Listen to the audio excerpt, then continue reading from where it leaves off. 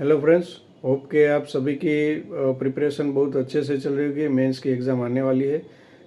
Friends, आज मैं ये टॉपिक लाया हूँ जो मोस्ट अवेटेड था। Important topics for order writing in civil and criminal matters both में। तो ये आप टॉपिक्स नोट कर लीजिए और यहाँ से आप अपनी प्रिपरेशन कीजिए ताकि आपको अच्छे से मार्क्स आए ऑर्डर राइटिंग में।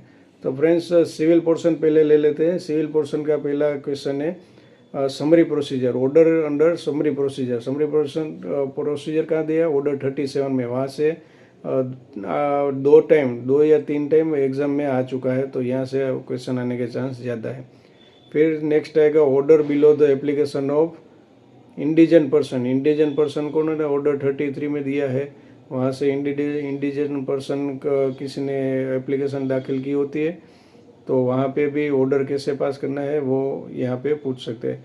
फिर एग्जिबिट 5 जो इंजेक्शन ऑर्डर बोलते हैं, एग्जिबिट 5 भी बोलते हैं। जो कोर्ट में प्रैक्टिस करते हो मुझे पता होगा एग्जिबिट 5 क्या है, और ना पता हो तो इंजेक्शन ऑर्डर या इंट्रीम ऑर्डर, वहाँ से भी मोस्ट इम्पोर्टेंट चांसेस है, तो प्रिपेयर अच्छे से कीजिएगा। Then appointment of receiver, order 40 वाला, वो पोर्शन भी ऑर्डर राइटिंग के लिए इम्पोर्टेंट है। देन फ्रेंड ऑर्डर 7 रूल 11, यहाँ से ए टू ई 6 पॉइंट है friends. 1 2 A B C D E, ऐसे 5 to 6 पॉइंट है, जहाँ से आपको ऑर्डर 7 रूल 11 में से क्वेश्चन आ गए। देन फ्रेंड्स, अगर जुरिस्डिक्शन की बात आई तो ऑर्डर 7 रूल 10, यहाँ से भी आपको ऑर्डर राइटिंग पूछे। ऑर्डर 7 रूल 10 नोट करते जाइए फ्रेंड्स। फ्रेंड आएगा arrest and attachment before judgment, order 38, यहाँ से भी ऑर्डर राइटिंग में क्वेश्चन आ सकता है।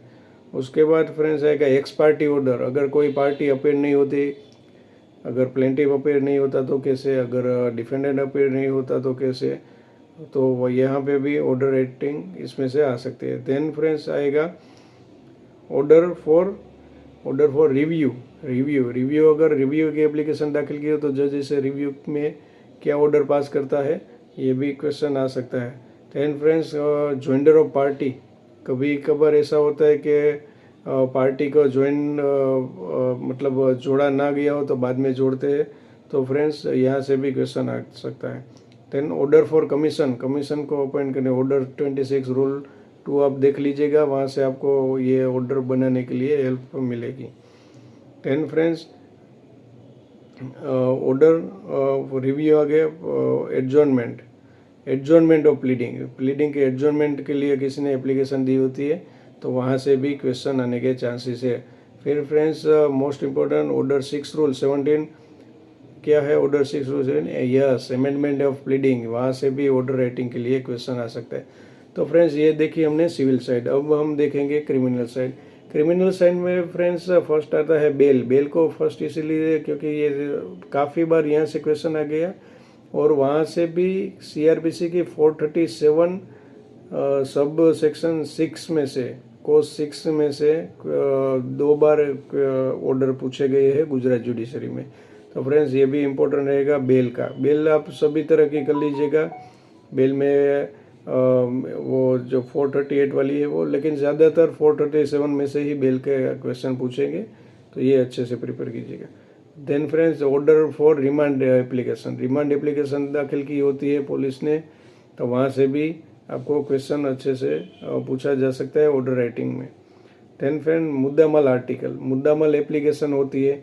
अगर किसी भी क्रिमिनल मैटर्स में मुद्दामाल जो आर्टिकल होता है जो कोर्ट में डिपॉजिट कराया होता है, तो वो वापस करने के लिए एप्लीकेशन दी गई होती है, तो वहाँ से कैसे आप उसे वापस देंगे या नहीं देंगे ये ऑर्डर करना होता है। Then friends order for maintenance में फ्रेंड्स 125(3) मोस्ट इम्पोर्टेंट लग रहा है।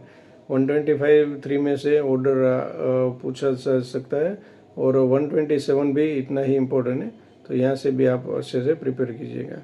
Then friend order for investigation, अगर इन्वेस्टिगेशन की किसी ने एप्लीकेशन डाली हो, ज़्यादातर तो पुलिस ही डालती है, तो और अदर साइड भी पार्टी जो एक्यूज है वो भी ऐसे इन्वेस्टिगेशन के लिए एप्लीकेशन डाल सकता है, तो वहाँ से भी ऑर्डर आपको पूछा जा सकता है, तो इससे भी अच्छे से प्रिपेयर कीजिए।